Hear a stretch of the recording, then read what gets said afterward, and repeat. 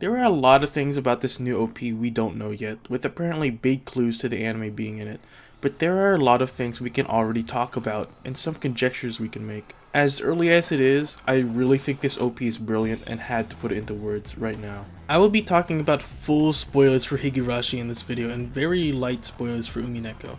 You can definitely stay if you haven't read Umineko, but turn back right now if you haven't read or watched Higurashi. People are saying the new series can be enjoyed by a new viewer, and while they can, and they're totally free to do so if they want to, they shouldn't. We have no idea where this will lead, but this will not be a retelling of the original story, and if viewers want to experience Higurashi, there's no reason to start with this anime. Maybe that's too soon to say, but I bring this up because I don't see this as a retelling or a remake. I see it as a return. Just like Rika, who is aged up, we are returning back to the town we once loved and re-experiencing events. An easy way to signal a return is showing a well-known motif, which is this OP's theme, a tribute to Higurashi while hinting at something more. We know we return to Hinamizawa when we see Satoshi's iconic bat, Rena's hatchet, and Shion's taser, when we see the village, the dam site, the Sonozaki residence. If you're a Higurashi fan, there's no way you did not get chills watching the beginning of the opening, and that's the entire point. Here's an example of how motifs get recontextualized. Back when I thought the anime was gonna be a straight retelling, I thought the calendar motif was gonna be a nice way to re-establish each day and maybe create some confusion when a new arc started. But with this recontextualization that this is instead a return, it becomes pretty haunting. Welcome back to 1983. Alright, let's look at this. Satoshi's bat is my favorite contextual prop in Higurashi. That poor thing just goes through so much, from being a way to control the syndrome to being the vehicle of tragedy. What happened to Satoshi is one of the first mysteries we're presented with going back to chapter 1, but it isn't solved until the fragments in chapter 8. It feels like part of this giant mystery is just to find out what happened to this poor kid. In a way, it's a bookend for Higurashi. The story starts and ends with the mystery of Satoshi. So it's fitting that the bat is the first thing we see and the bear is the last thing we see. I just love the attention to detail here of even being able to see Satoshi's name on the bat in the locker. And a funny thing to point out is that they put gun blue at the top of the screen and what I can assume is a gun cleaner. I just thought that was really unnecessary, but fun attention to detail. We need to talk about how they deliberately hid how flexible the character designs are up until now. The scary faces were a staple of the old Dean anime, and many people were worried the new designs would not do that. But Akio Watanabe is an amazing character designer, and I can't believe I didn't see this twist coming sooner. He's well known for designs like Komugi-chan are, but also for Monogatari, and someone who can do both is perfect for Higurashi, and these inserts really shine as a way to show us how they can enhance the story. Keiichi's looking at the sky, delusional from the syndrome. Rena with the iconic hatchet looking down at us as if about to strike us down. The hint that Shion is the mastermind behind Miyakashi. It's just great stuff, really. They're all seen with their respective motifs, and the iconic environment is really involved with the viewer here. We trek out of the bushes and trees to Keiichi, trek following the chain fence to Rena, descend from the ceiling to the Sonozakis, trek up to the window where we can even see the mountain in the reflection to find Rika and Satoko, and then we transition out with crows flying away from the screen, referencing Rika's death, or you could take this to reference the Usoda scene, or even a reference to the end of the original Dean anime opening. Any one of these work here, and I think it's supposed to bring back all those memories. But we're not done with feeling nostalgic about motifs just yet. The next shots are gonna bring us back with a pattern of mystical motifs, while also enforcing a feeling of trapped hopelessness, with the lyrics describing shaking air as the screen shakes, and distorting light as light reflects off the water.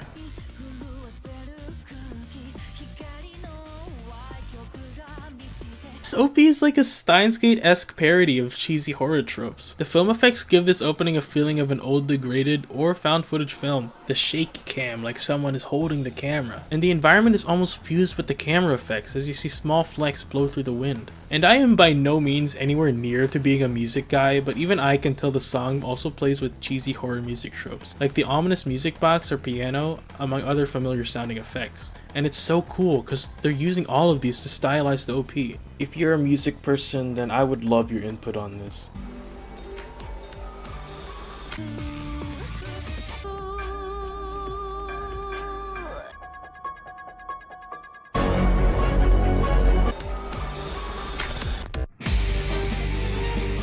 The first shot is of a flower from the original Higurashi Dean opening that has fallen off, a bleak image that also gives a nostalgic wink. This flower can also be seen in the Kai OP, where it uses different kinds of flowers to represent the characters. It corresponded to Rena there, but here it could honestly represent any character if we just take it as a catch-all motif. This is inside a school, as we can see from the reflection. My bets are on this being the Hinamizawa school, because you can see the telephone pole and mountains we just talked about outside. But also, it would make editing sense, because we just looked into the school from outside, so the next shot is likely inside. Whatever school it is, one thing's for sure, this indicates death. In Japanese culture, leaving flowers on a student's desk is what you do when they have died. Who is this? It might be referring to an event we haven't seen yet, or maybe Satoshi, we don't really know. This is genius because the falling flowers and other imagery in the first OP were already established symbols used to signal the end of life. And this is a great way to reintroduce that idea from the old OP in a new creative way. And the feeling of being trapped isn't new for Higurashi OPs. There's the well-known fact that if you reverse the first Higurashi OP, it sounds like they're chanting,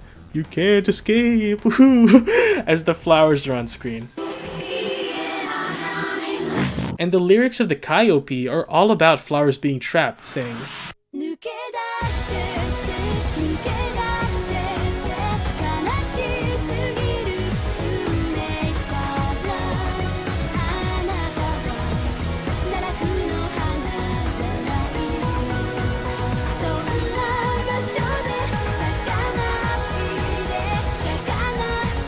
So yeah, it's just a really smart move that this OP starts with a flower that the old OPs use so much. The next shot of the statue of Oyashiro-sama, that also occupies the empty space of the previous shot almost perfectly, is from a low angle, showing it as intimidating, like we are once again at the mercy of his curse, like we were at the beginning of the series, perhaps putting the blame of the dead student in the previous shot on Oyashiro-sama. The next shot relating to mystical elements is a shot of water going down the drain with gold plating on either a sink or a bathtub. The water tries to escape down the drain but always keeps the same size, being unable to escape. For Higurashi fans, this might look like an unestablished new symbol, but this is an established motif from Umineko. Given the deliberate cleanliness and western-esque gold plating, this heavily implies this takes place on Rakenjima. Trying to say this with light spoilers, there's a major event in Umineko where they're told in a hopeless situation their only escape is down the drain. Umineko readers can think about the significance of this and how it relates to the new anime. And part of the nature of analyzing an OP before the show is done is we won't know some things. I've discussed it with Higurashi Discords, but we just don't know who this is. But many have come to the conclusion this is the uniform for St. Lucia Academy, which Teenage Rika is also wearing. Speculation has led people to believe this is either young Takano or aged up Satoko. If it was young Takano, it would make sense for the next shot to be Hanyu looking up at her as a reference to the Matsuri Bayashi scene, and would also make sense being edited together with the other shots related to witches, as the character of Lambda Delta in Umineko is an XP for young Takano. Then again, why would Miyako be wearing the St. Lucia uniform? We simply don't have enough to conclude who's in the shot right now. It could be a completely new character. This is something we're gonna find out as the show goes on, but given the way that this is deliberately edited together with other mystical imagery, you can bet this is related to the mystical plot. Our final imagery of something mystical is of Hanyu looking out. It's been speculated this song is from Hanyu's perspective. As the shot features her, the lyrics say, "I believe what you said." She can't logically be looking at the school as she says, "a place I long to return to," but going by the editing, it's meant to look like she's looking out at it. The school shows the happy school life that Hanyu was able to get, while also showing hope, being the place of the turning point of the story. Seeing this shot makes you remember what they achieved. However, as usual with the Higurashi arc, tragedy strikes on and after the night of Watanagashi. This shot next to the riverbed shows Rena's hatchet. This shot shows the cross used to torture Satoko. And finally, blood drifting down the river, a wink to the history of the Watanagashi tradition. And if you can believe it, the Higurashi Kai opening also flashes Rena's hatchet and Satoko's cross in the same order, so this is also a nod to that opening. One key difference is that the third flash is not of Hanyu or the shrine, but of the river. The blood drifting down the river is another nostalgic callback to the original Higurashi ED, which had that same theme. The changing of the third flash from Hanyu to that might just be because they wanted to reference something else, but if the shot preceding Hanyu really is Takano, then we can assume that the order of sequences is in reverse. This works too if we consider that the next sequence is of Rika running, which came before those shots in the Higurashi Kai opening, but after them here. This might be a way to reference that we're going back, and that the turning points referenced in the Kai OP are going to be at least temporarily reversed as we return to the gruesome beginnings of Higurashi. And this works too because there's precedence for Higurashi OPs meant to be analyzed in reverse. If you play the ending of the Kai OP in reverse, it's just the beat from the beginning of the first OP.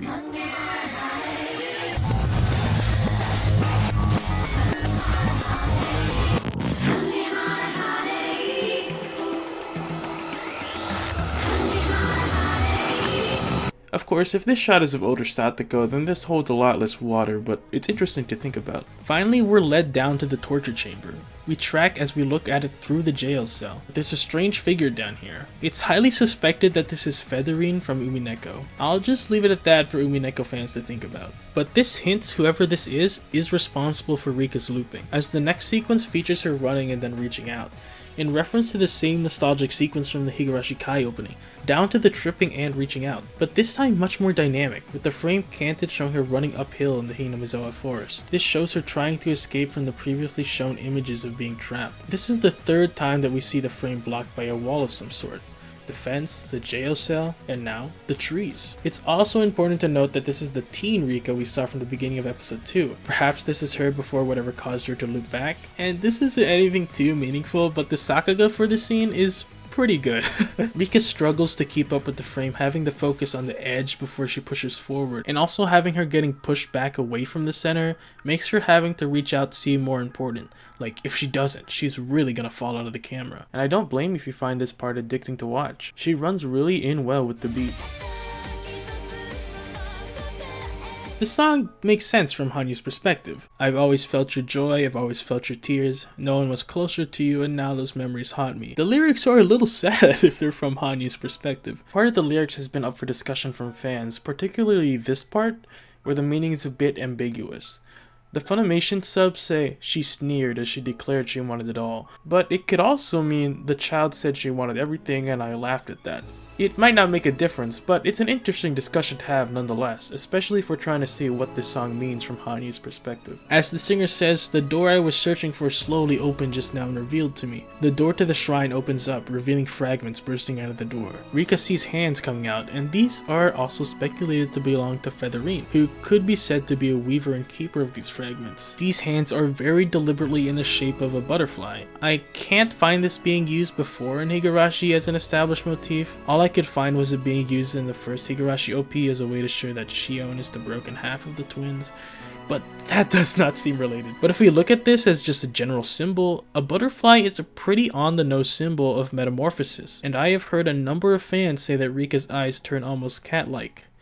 And I'm just saying, if it was only one of these things, then there'd be a lot of skepticism on my part, but all of these together really makes me think, We close out with more reminders that we're back in 1983, which are part of the fragments of 1983 that just popped out of the shrine. These close-up shots play with fans' already established knowledge of the implied off-screen space. The lyrics state a bright light as we fade in from the light of Rika's house, showing the phone from the Hojo household, or also speculated to be Keiichi's due to the notepad, but I have my doubts on that, since Keiichi's phone is white and on a low desk in both the anime and visual novel. Rena's secret hideout, the water wheel they pass on the way to school, the shrine entrance, the street in Okonomiya, Chie's garden outside of school, Satoko's house, the Irie clinic, the child consultation center, the school shoe lockers, and pause.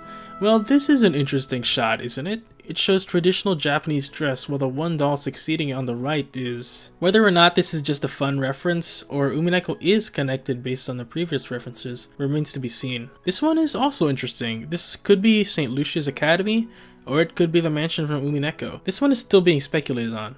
Given the other Umineko references, let's not count out the possibility. The next shot is of a Shakujo staff Rika uses. This might be the same staff that we see next to the figure, so maybe the staff has some plot relevance. Then finally echoes the Higurashi Kai opening, with Rika picking up a literal fragment, with the lyrics saying, "The truth of everything," implying we're gonna come to some revelation about why the events of Higurashi happened. Some people have said this looks like it's part of the Onigari no Ryo, but I'm not convinced. The blood drips from the iconic Higurashi logo forming, dropping on an already established puddle of blood that was formed before the logo, showing a bleak return to the violence. The new OP is a tribute to welcome back Higurashi fans, while also hinting at expanding the lore, and it's pretty great. Welcome back to 1983. Oh boy. Thank you for watching. Please leave anything I might have missed and your interpretations of the OP in the comments. I'm really interested in what you guys think. If you like this, I also did an analysis on my episode 1 of Higurashi Works. I may do an overall analysis of episode 2 a little bit in the future, but I have a lot of schoolwork. So this might just be my weekly Higurashi video for this week. Leave a comment if you liked it, that always helps me out.